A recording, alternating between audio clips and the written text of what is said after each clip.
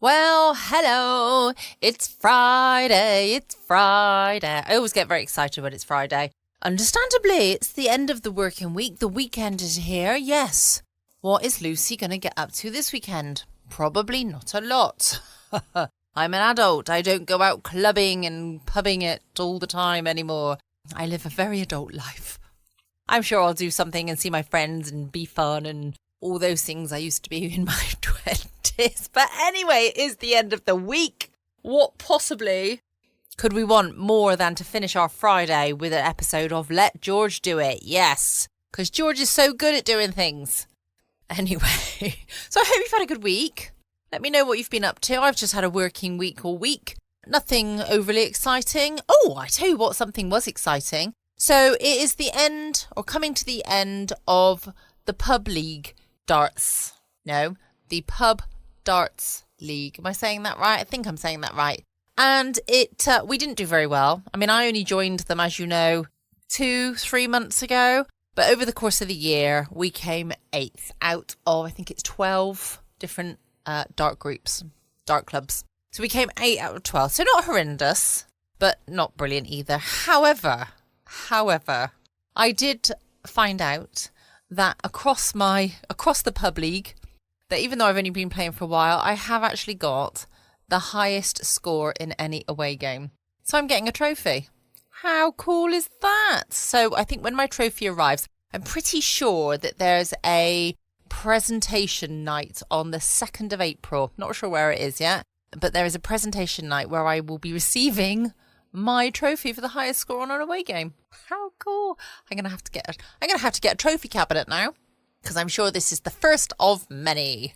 I'm also thinking now that I haven't been practicing. I don't have a dartboard. I am thinking now that obviously this is my vocation in life. I'm clearly destined to be an amazing darts player. So I need to get a dartboard and get some practice in. Yes. So maybe that's what I'll do this weekend. There used to be a dart club shop. You didn't know that was a thing, did you? Not too far away from me, but it closed down. It's become a tanning centre now, but it was there for years.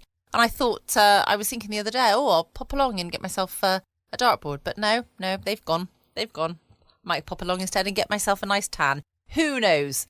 Anyway, it is Friday. It is another episode of Let George Do It. This one of us first broadcast on the 3rd of March, 1947, and it's called 42 on a Rope.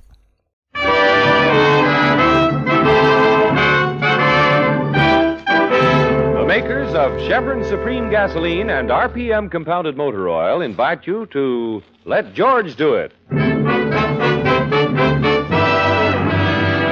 Adventures of George Valentine, brought to you on behalf of Chevron gas stations and standard stations throughout the West.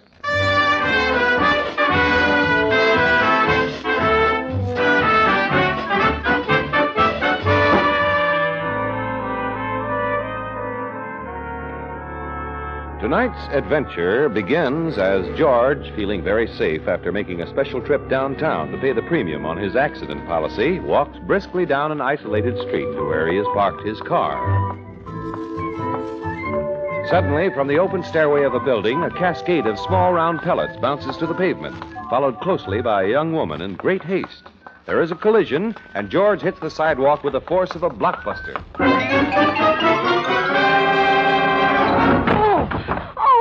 Are you hurt? Oh, you don't have an extra sacroiliac on you. Can you get up? I think so. Well, then, do you mind? Do I mind what? Getting up off the pavement. Well, if I'm in your way, couldn't I just slide over? You're lying on my pearls. Pearls? Oh, good. I thought those lumps were misplaced vertebrae. No. Hey, Oh, thank you. Now, let me see. That makes 32, 33, 4. Yeah, here's a few in the gutter. Oh, good.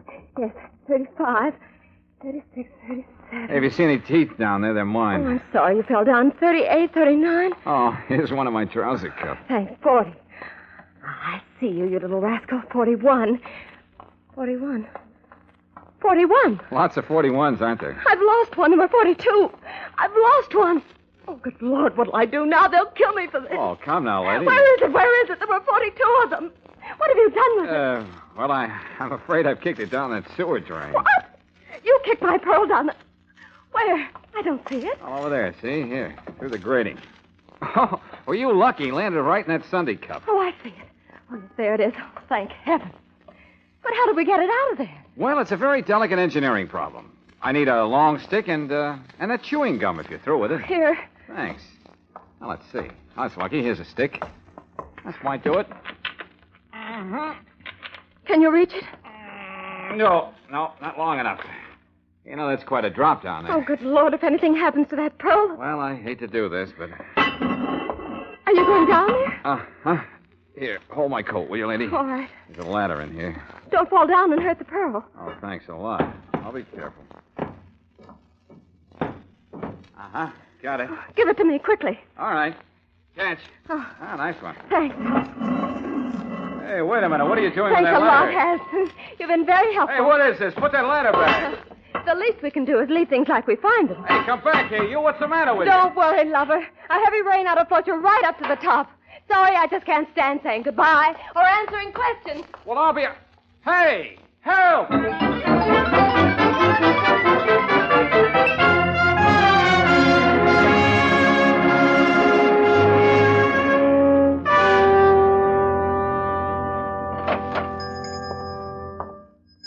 Yes? Something for you, sir? Yeah. This looks like the right place. Are you Mr. Zaghetti? To be precise, Bela Zaghetti. I am he. Oh, Mr. Zaghetti, I can see by the layout here you're a jeweler. Now, I wonder if... To be precise, I am not a jeweler. I manufacture artificial gems. To put it this way, I do my small part to brighten the lives of those who otherwise are not very bright. Is this exact? Yeah, probably. Well, what I want to know is, have you recently brightened the life of a young lady with a string of artificial pearls? To be precise, a blonde, Miss Dale Quidden. Yeah, that's right. I saw her coming out of this building, and I thought that... A beautiful job. Smooth and pink and utterly perfect. Yes, she was. To correct myself, I refer to the string of matched imitation pearls. Pink ones, 42 on a rope. She was pretty particular about the specifications. Oh, yes. They were a duplication of... But if I may ask you a question? Sure, of course. To put the question in this way, why do you ask this question? Well, I admired her set. I was interested in buying it, but she wouldn't sell. I wondered if you could arrange for me to have a duplicate set. Oh, it would take many months. How much would it cost? To be precise, $300.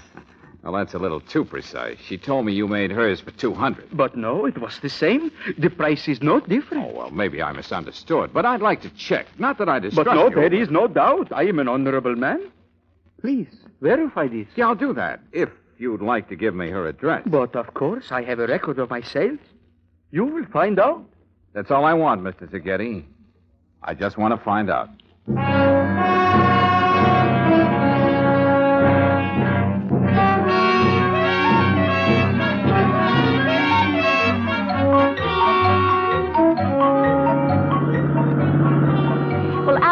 George, anybody who'd go down into a sewer pipe after a blonde deserves everything... Oh, now listen, Brooksy, I didn't follow her into the sewer. I was doing my good deed for the day, and she ran off with my coat and wallet. What were you looking for, a merit badge? Oh, now, Brooksy, listen. Well, it's a nice way to meet a girl, I must say. Sprawled senseless in the gutter. And all she has to do is blink those big brown eyes and... Blue eyes. Blue eyes. And you go scurrying down the drain pipe like a... Rat. Rat. Thank you. And then because you're caught in your own trap... Well, that'll teach me to keep my trap shut. You come cringing back to me like a... Good puppy. Puppy. And you expect me to feel sorry for you. So she jilted you. Good for her. What were you trying to prove anyway? Well, I guess I was just trying to prove I was willing to start at the bottom and work up.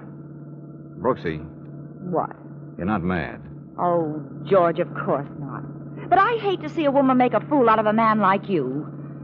Another woman, that is. Well, don't you worry. I'm going to prove to her I'm nobody's fool. I know you're not, darling. Yet. Huh? But I'm working on it. Hey, wait a minute. Here we are. Yeah, you're right. There's the number. 7700. Uh-oh, it's right. Sure you want me to come along? Unless you're afraid of the competition. What? Oh, aren't you smug? Lead on, Macduff.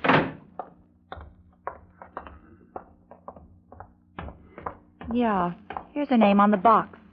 Miss Dale Quillen. I'd like to give her a piece of my mind. Now, Brooksy, let me do the talking. Yeah? Miss Dale Quillen? You're kidding? I mean, she means, is Dale Quillen at home? You're kidding? Is he kidding? Well, someone is. Hey, did you get a look at that house? What, through that solid wall of muscle? Well, the place is a wreck. Furniture turned over, paper scattered on the floor. Poor housekeeper as well as a crook. What are you going to do? What is this, a gag? We've decided to wait. What are you, a mad character or something? Blow. Oh, come off it now, handsome. Anybody can see you've got a heart as big as all outdoors. Yeah? Then stay outdoors. Hey, character, get your foot out of the door, I'll chop it off. You know, you could be a lot of company for us while we're waiting. Yes, sir. A lot of company. Yeah? Give me your address and I'll drop you a postcard. If you want it any clearer, I'll step outside. Come on, I dare Hey, you. take it easy, Claire. I warned you, joker. Let him go, Nubbin. You're too quick with the fist. We're all friends now. Yeah, that's a great little equalizer you got there. It is small but persuasive. Bring him in, Nubbin. I think we have interest in common. Come on, you. In one piece, Nubbin. Perhaps you can take him apart later. Inside, kidder. Yes, Nubbin is just a big, playful child. He loves to take things apart, but he has never quite learned how to put them together again. Now, shall we talk?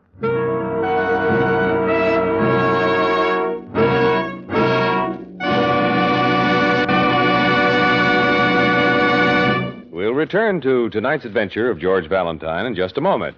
Meanwhile, let's go from assault and battery to just plain battery. For thousands of Western motorists, October means a lot of weekend driving, like football games and hunting trips. But for the battery in your car, October means extra work and power drainage because of the colder weather and lots of stop-and-go driving. So let me give you a two-way economy tip. First, depend on the men at your standard station or independent Chevron gas station for periodic battery checkups. They have all the equipment and know-how for keeping up your battery's maximum power and for giving it longer life. Second, when you fill up your tank, ask for Chevron Supreme gasoline. Tailor-made for each different climate and altitude zone, high-octane Chevron Supreme assures instant starts, eliminates grinding on the starter, and drain on the battery. So for definite battery economy in colder weather, just remember regular battery checkups at any Chevron gas station or standard station and Chevron Supreme gasoline.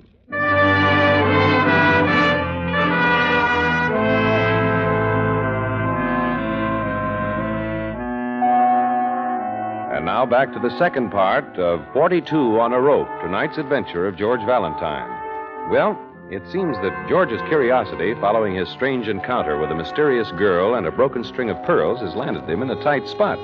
For minutes now, Baptiste and Nubbin have been questioning George and Claire until... I've told you everything I know. This girl, this Dale Quillen, made me look silly, so I came here for an explanation. Now I feel even sillier. You have come here looking for something. So have we. Naturally, we are all sincere people. Perhaps we can help one another, Monsieur... Valentine, George Valentine. And it depends on what we're looking for. Naturally. Pink pearls, no? 42 on a rope, is it not? We're looking for Dale Quillen, remember? Naturally. Because when we find Miss Quillen, Baptiste Lavon also finds his pearls, n'est-ce pas? I wouldn't know. Who's Baptiste Lavon? Oh, my apology. It is I. Oh, I see. Well, what makes a string of phony oyster fruit so important anyway? Phony? I do not know this phony. Ringers, fakes, dupes. Artificial, counterfeit, paste. Ah, the replicas. You refer to this fraudulent string, huh? Huh? Yeah, that's it. Where'd you get them? They were left by Miss Quillen at the check room of the Union Station. She sent me the claim check. At the same time, no doubt, boarding a train for some distant city. Why would she do that? Because they are worthless. Good imitations, no more. Value perhaps $300. As you say, phony. You're trying to say she pulled a switch on you? Ran off with the real pearls, your pearls, and left you the ringers? That is correct. As always, Baptiste Lavon was sincere. I trusted her with 42 exquisite gems. Gems collected by no other than Louis XIV to give to his Antoinette. Tell me, Lavon, where did you get hold of Marie Antoinette's choker? Spoils of war, Monsieur Valentine.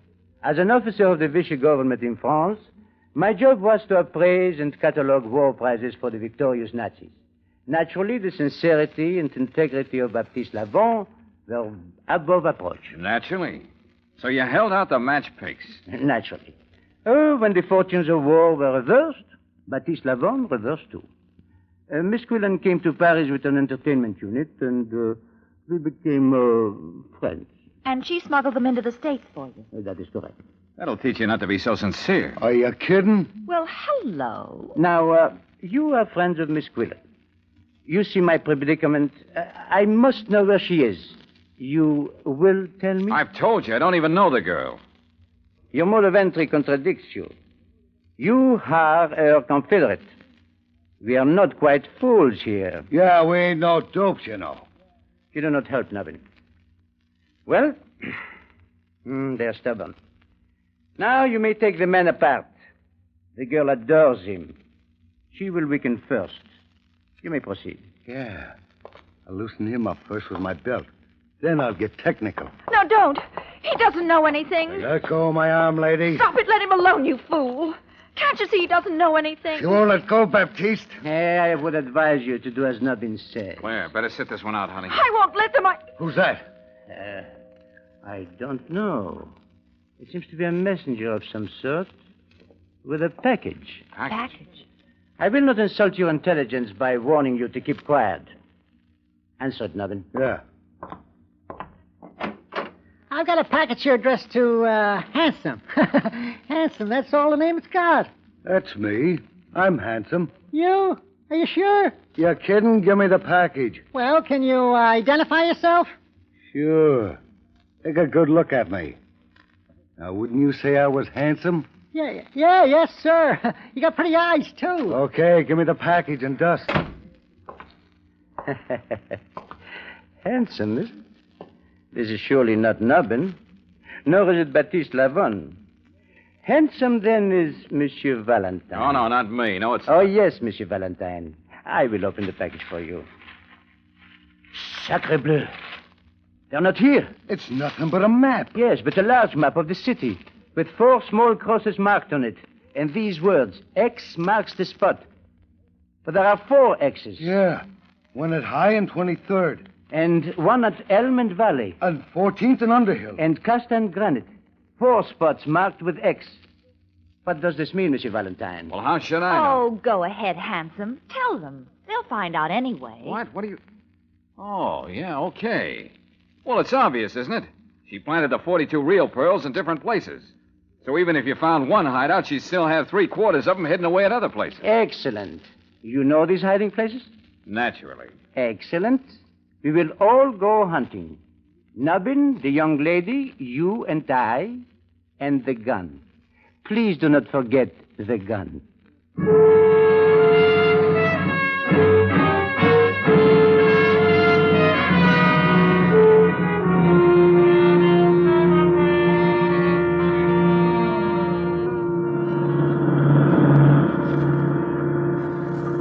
Well, here's the first stop, Costa and Granite. Where am I going to park? Pull up to the curb, Nubbin. Let us out. Then drive around the block and pick us up here. Okay.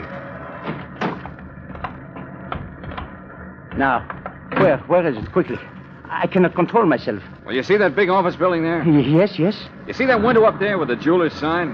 Where? I don't see it. Higher. Look higher. No. Where is it? No, it's higher yet. That's higher. No. Oh!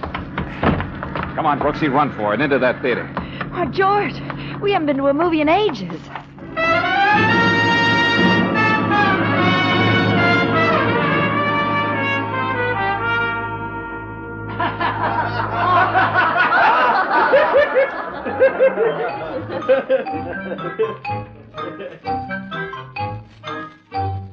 Oh, it's a cartoon. Good, I could stand a laugh. We didn't come in here for laughs, Brooksy. Do you think Levon saw where we went? I don't know. It's pretty dark in here. Can you see? Oh, a little. It's crowded. Maybe we'd better take singles. You leave me alone and I'll scream the place down. Okay. Hey, that looks like 2 in the middle there. Good. Excuse us, will you? Pardon me. I beg your pardon. Oh, this is fine. We can hold hands. Oh, George, are you all right? I think so. Oh, did you see that? That was very funny. The mouse was run over by a steamroller. I know just how he felt. What's it all about, George? What did those 4 X's on the map really mean? I don't know, but I'm working on it. You think we're safe in here? Well, there are 4 exits and we're right in the middle. Wait a minute. Shh! Quiet, I got it, Claire. That's it. The 4 X's and us in the middle. Shh, quiet. What, you two? No, look, George. There's Levon coming down the aisle. Yeah, Nubbin's coming down the other aisle. I don't think they've seen us. Let's get out of here. Oh, George. Oh, gosh, now I'll never know how the mouse got out of the cement mixer.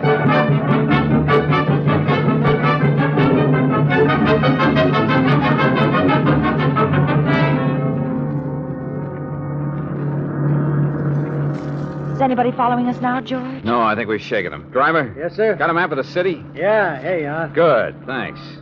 Say, pull over to the curb a minute, will you? Sure. What is it, George? I only hope Levon doesn't figure it out as fast as I did. Hey, you got a pencil, Brooksy? Yeah, an eyebrow pencil. Good. Thanks. Hey, now look. You remember the 4 intersections where the X's were? Yes. Now, I fold the paper here. Yeah. And draw a straight line from this X to this X. Fold it again and draw another from here to here. And you get a big X. Yeah, Brooksy. X marks the spot, intersecting at DeLong and King Avenue. And that's where we'll find Miss Dale Quillen.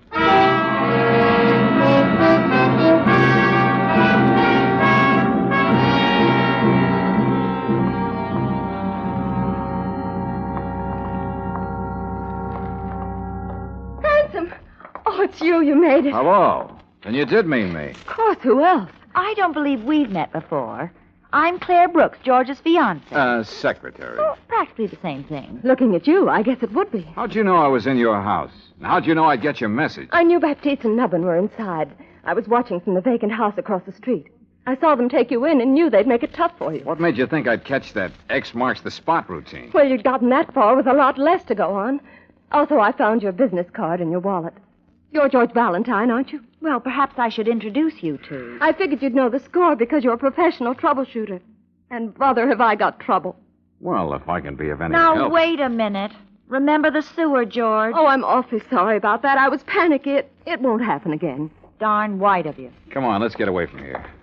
First of all, suppose you tell us what you did with Marie Antoinette's necklace. After you. I haven't got it. I don't know where it is. Oh, well, that helps a lot. Take off, driver, anywhere but here. Now, wait a minute. Let me get this. All we know is that you smuggled the pearls into the States. Now you tell us you don't know where they are. Take it from there. I know I had them. Levon concealed the pearls in a bottle of wine. I saw him do it. They were stuck to the bottom of the bottle with wax so they wouldn't rattle. Then he filled the bottle and sealed the top.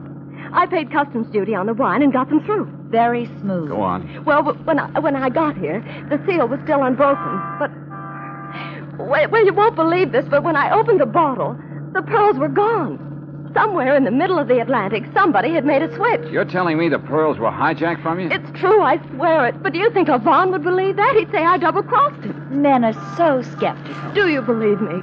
Well... Say you do. Say you'll help me. All right, I do, and I'll help you. Oh, swell. Now, all we've got to do is find the person who stole the pearls from the girl who smuggled them in for the boy who stole them in the first place.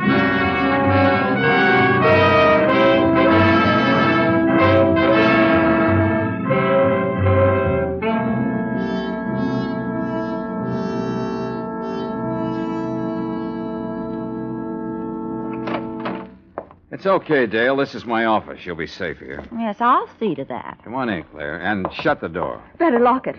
Should I swallow the key? Why did we have to stop at the library? Why did you have to take out a book at a time like this? Well, I'll tell you, and listen carefully.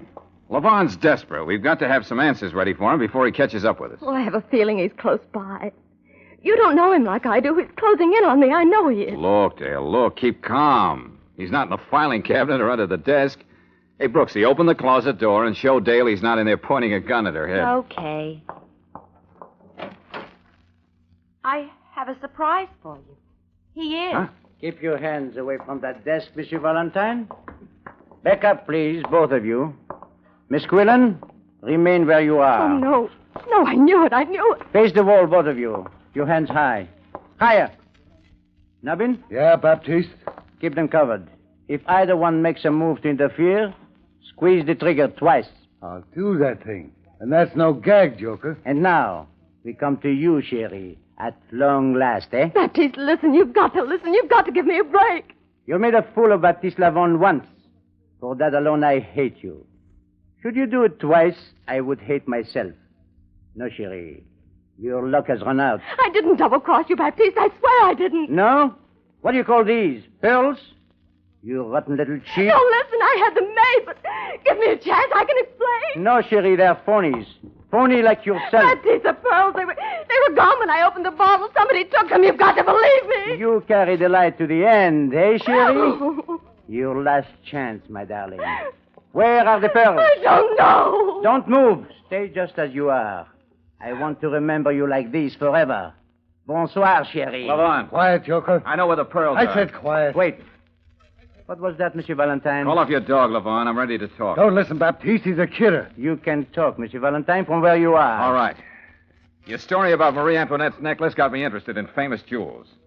I've been to the library and picked up a book. That's it on my desk there, the red one. Now go on, open it. To the page I have marked. If this Wait is now, Jack- Ben.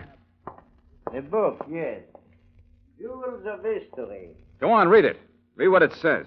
I am reading. What is it, George? It's Dale's life insurance, Claire. Uh-huh. I have read it. Well, Well, I guess you win, Valentine. Can we put our hands down now, Lavon? Of course. Let them alone, Navin. You have very nearly made a tragic mistake. I thank you, Monsieur Valentine. Baptiste Lavon thanks you. I don't get this, Baptiste. Come, Nabin.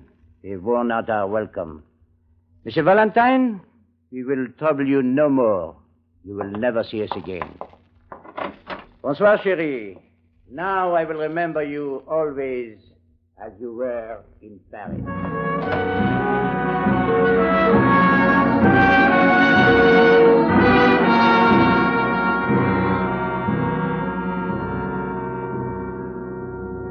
it was a miracle. That's all it was, just a miracle. What did you do to him, George? What was in that book? Read it, Claire, out loud. Oh, yes. Cleopatra's Pearl. Cleopatra, to impress Mark Antony, once dissolved a pearl in vinegar and drank it to his health. Dissolved? Now, wait a minute, listen. Go ahead, Claire. Pearls which consist of carbonate of lime are extremely soluble in weak acids. They will dissolve in vinegar containing 6% or more of acetic acid, or in wine which is turned sour. It was the wine that did it, the wine in the bottle. According to the U.S. Bureau of Chemistry and Soils, pearls consist of 91 7/10%. Never mind the rest, Claire. That's enough. Well, how do you feel now, Dale? Completely dazed. Lavon didn't have an argument in the world. He knew he planted the pearls in that wine bottle himself. He had nobody to blame but himself. I can't believe it. You saved my life, and I... Oh, George. Now what? Now I have to go to jail. Well, it's going to be kind of hard to hold you there. Why? Well, technically, since there weren't any pearls in the bottle when you brought it through the customs station, you actually didn't smuggle anything in, even though you meant to. Lavon filched the pearls from the Nazis, but I doubt if any of them will turn up to claim them. No, it was all a wild goose chase for something that simply didn't exist. Well, I'm going to confess my part of it and take what's coming to me. But first, George, Yeah? may I kiss you? He saved my life, Miss Brooks. May I? Where I'm going, it'll be a long time between kisses. Well, things aren't much better around here, but... Oh, all right, go ahead. Honestly, I think I must be going loony. Goodbye, George. Dale. Just a minute. Yes? Be a nice girl and hand it over. What? Oh, come on, Dale. You certainly haven't forgotten why I got into this in the first place. And if you think I'm going to let you walk out of that door with my wallet, you're loony.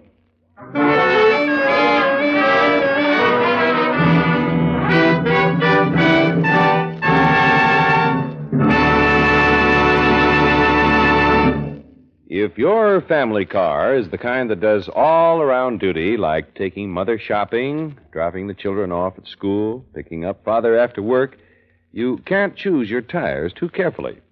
That's why I'd like to talk to you tonight about Atlas Grip-Safe tires. The Atlas tire has a specially designed tread that actually grips the road and brings you to a sure, safe stop whenever you apply the brakes. Tomorrow, ask at your independent Chevron gas station or standard station about the built-in safety features of Atlas tires. Then try them on your car for extra protection and extra riding comfort. Best of all, When you buy an Atlas passenger car tire, you get a written 1-year guarantee against the cuts, bruises, and blowouts that threaten the life of ordinary tires. While you're talking tire safety and comfort at the standard station or independent Chevron gas station, ask for those two other motor car friends, Chevron Supreme Gasoline and RPM Motor Oil.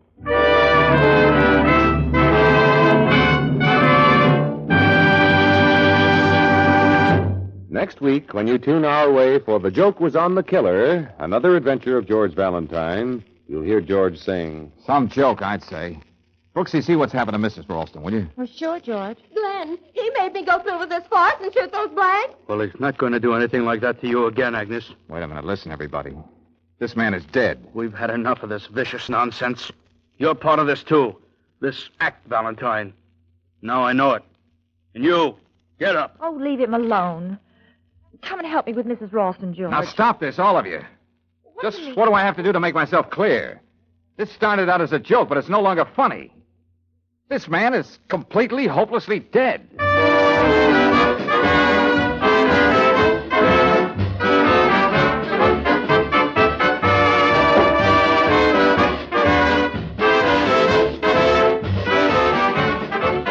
Clinic care, hospital care, a visiting nurse in your home. They are made possible by funds from Community Chest.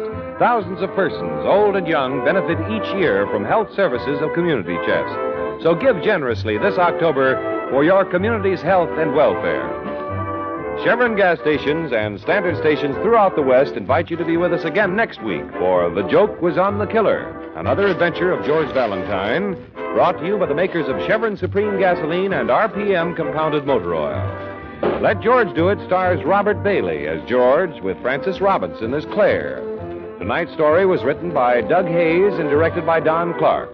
Also heard in the cast were George Sorrell, Jim Nusser, Betty Moran, Jack Crucian, Victor Rodman, and Dick Ryan. The music is composed and conducted by Eddie Dunstetter. Your announcer, John Heaston. Listen again next week, same time, same station, to Let George Do It.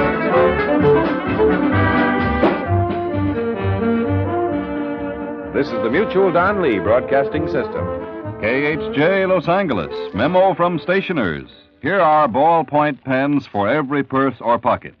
Welcome back. I hope you enjoyed the latest episode of Let George Do It. I will be back again tomorrow night from 6 p.m. GMT for some more fabulous stories. And of course, we have the comedy. That is Steptoe and Son tomorrow night. So don't forget to tune in. Can't wait to catch up with you all tomorrow night, same time, same place. In the meantime, stay safe, always be kind. Love you all.